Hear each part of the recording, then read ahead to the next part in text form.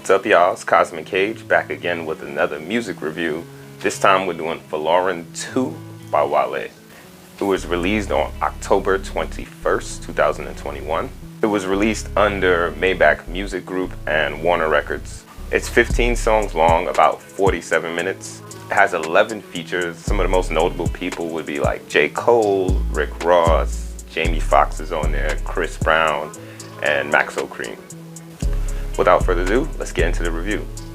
So, anyone that knows Wale knows that he hasn't really been very active lately. Peak Wale, you would say, is around 2009 to about 2012 when he was doing those mixtapes like More About Nothing. But around that time, he dropped some albums, like Chain Music was on there. So like that time period was like peak Wale. But if you look at that, that's about almost 10 years ago. Actually, the first Folarin came out in 2012, so this is about 9 years later that he was coming out with his second edition.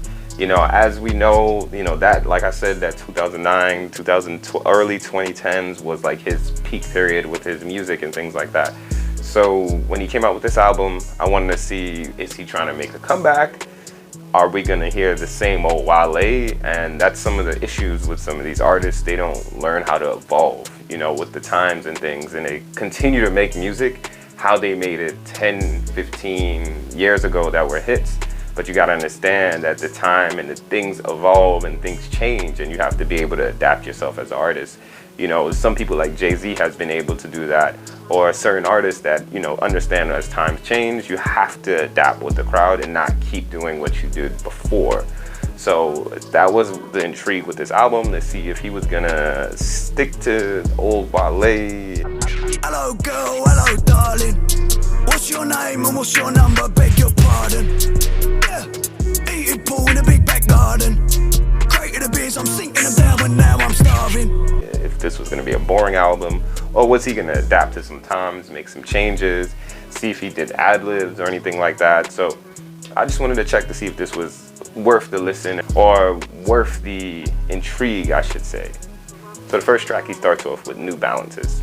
Nice solid beat, good flow, good opening track, not amazing song, but not bad. So I'll give him credit for that. The beat was good, it's a modern beat. So I was like, okay, well, let's see what's going on after this.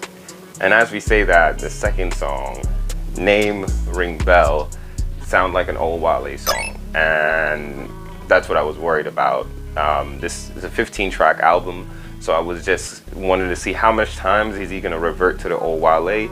And I'm not trying to shit on anyone or any old music versus new music, but he can find a way to incorporate that old Wale into a new modern time and help make his music push more. I think that's what's holding back the most right now. So starting off, the second track is like that, you're like, okay, we'll see going forward. The third track was Poke It Out featuring J. Cole. This was a song that was pre-released before the album, and it wasn't a bad song. I listened to it before. It's on my hip hop turn up playlist. I was like, okay, this is worthy of being on my playlist. And as I say, if you make it to my playlist, you're doing something right. So it's a decent song. It's worth checking out. Still got a little bit of an old school beat, and you're gonna kind of get a theme with some of these beats as I continue to go. The next song is Tiffany Nikes. Cool song, good beat, very listenable. Not gonna blow you out the water. It's not something you're gonna go check for, but it's a cool song and it's very listenable. So it's not bad. If you listen to it in the car, if it just came on randomly, you're not gonna run and be like, next. The fifth song was Carmel. It reminded me of another Wale song. So let's see how much times we did that. We're up to 2 now. And still, it was a cool song. Not bad, not amazing, but reminded me of old Wale. So now we're going to the sixth song, Fluctuate. And it kind of gave me the same vibe as the song previous to that. And I guess now we're getting into a theme. That's the third song that reminded me of old Wale. Right now in modern times, that's going to be considered a little boring. So I wanted to see if he was going to throw some of that in, which is not bad. That's what makes him special, but be able to adapt with the times. And I keep saying that over and over.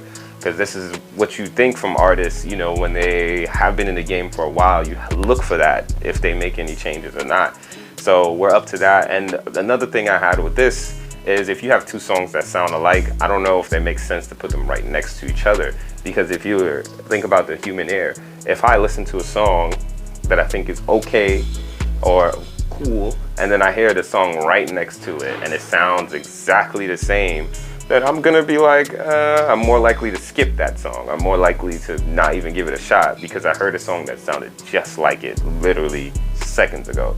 So that was the other problem with it. It sounded like an old Wale song, and it sounded like the previous song. So it was like, it was slightly worse than the Carmel, but it still was in that same range as it. So that's what I thought of it. The 7th song was Light Years, and that's featuring Rick Ross. The song was nothing special. It was nothing crazy. You know, Rick Ross honestly had the best part of the song, but other than that, it's not something you're gonna be going to check out, to be honest. 8th song is Angels featuring Chris Brown. Another old school beat. It was an okay song. It was nothing special.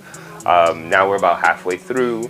You know, there's no really bad songs so far, right? There's not any songs that are like, gosh, oof. But there's songs that are just okay, you know, and there's one song that I'll be like, okay, you know, this one stands out so far, but other than that, nothing special.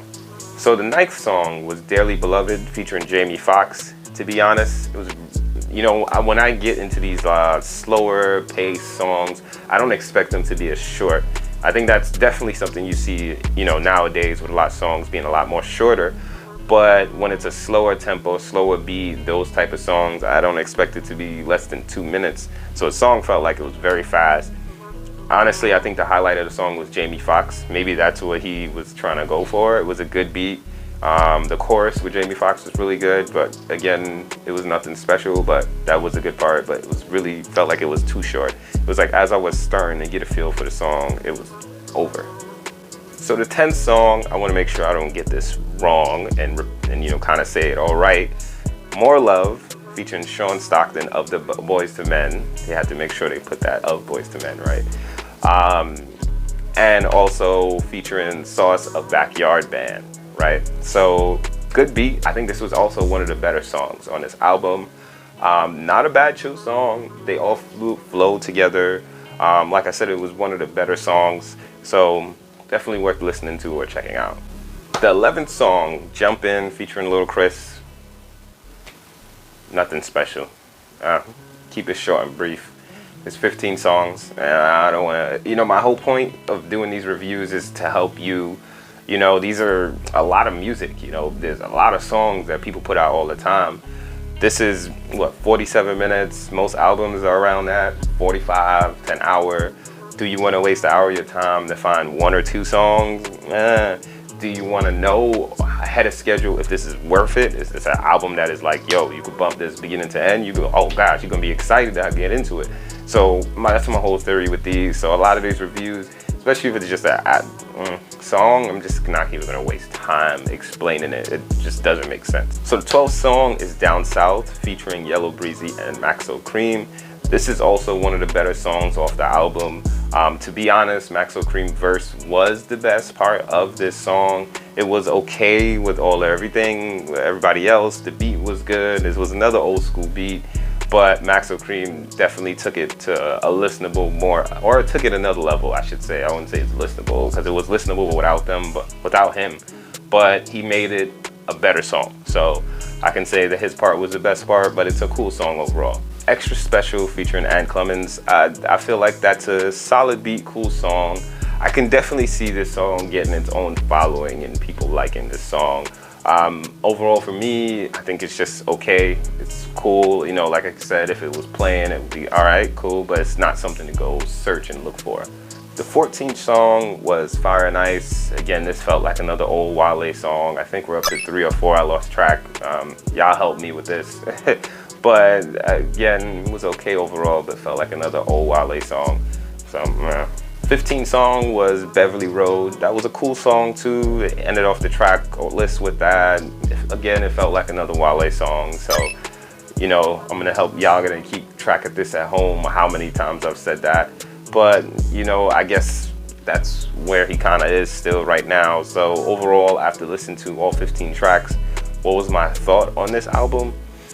It was okay. It felt like a lot of just old Wale songs or old beats that he recycled. Or Run a man down, hit him with the bangy and the sticky wanna blow. Or it just not going to be the type of album that would push him back into the limelight or make that, you know, jump back into it of like, okay, we got to go back and listen to Wale. It's just another album. I don't know how many people will even know that this album even came out, to be honest, because it's not going to be a bunch of songs on there that is going to be playing everywhere. So, and people aren't really checking for Wale right now in his current time. So I think that if he was to come out with an album, it would have to be a banger, or at least a good songs. I mean, a good album. But this was just a bunch of 15 songs with a bunch of okay songs with 3 songs that you would be like, okay, I can listen to multiple times. But it's just an okay album overall. So I would give it a 5 out of 10, to be honest. That's 50%. So that's like, oh, if you did a little bit more studying in school and you know, you took classes more seriously, you know when you go to parent-teacher conference, so if you got 50, they're like, yo, if you did this and did this, you could have got a passing grade, but you didn't put in the work to get that passing grade. Oh, you almost had it. You gotta be quicker than that. And that's how I feel about this one. It's not better than Meek's album. It's not better than Young Thug's album. It's not better than Don Toliver's album. So that's who I am with it, you know. Again, there's a couple songs that are, you know, okay to listen to, as I highlighted before, but this is nothing special. I wouldn't say you're getting anything crazy out of it. So, if you did listen to this album, what was your thoughts? Do you agree with me? Do you disagree? Is there some other songs that I said that you did like and I didn't like? Or some of the songs I said were cool, you like, they weren't great at all? I mean, like I said, I don't feel like any of your songs were really great, but comment below. Let me know if you agree or disagree with my opinion. But until then, I'll see you soon. Y'all still here? Man, if y'all like this video and want to see more videos like this, subscribe and I'll check y'all soon. But until then, man, go do something with your life, man. Go do something.